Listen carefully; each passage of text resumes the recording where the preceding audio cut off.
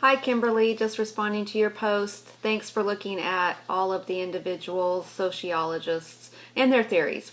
I appreciate that perspective that you had. I was especially drawn to Patricia Collins in the comments there, and really, you indicated that, or she had indicated, and you felt like that was kind of true, that don't all fit in one social class. In her comment, or in the book, it says, that kind of she takes a look that we need to recognize how gender, class, sexual orientation, and other factors intersect with one another.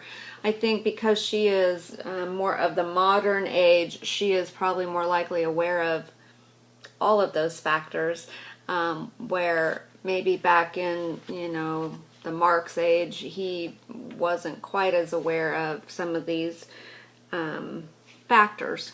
So I guess my question is, how does that work going forward?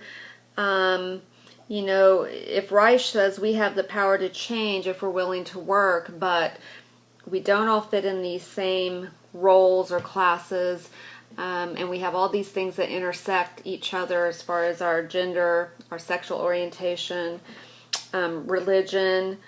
We don't get pinpointed into one class necessarily. How does that really affect us in the real world?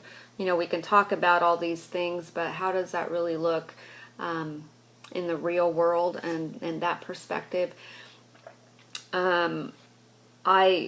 I think it's something that we're going to face more and more as we move forward, in general, because it's such a large part of the discussions on politics, and how that plays, and who does what, and how that works, and what's right and what's not right, and what's constitutional and what's not constitutional. And I still think, though, there's a large sector and a large part of our society that is truly, the rich do have a huge influence, from what Robert Reich said, that they have a huge influence, and you can see that over and over in what he was indicating and relaying to us in that film, that they have such power, and that plays to many different levels, different perspectives, different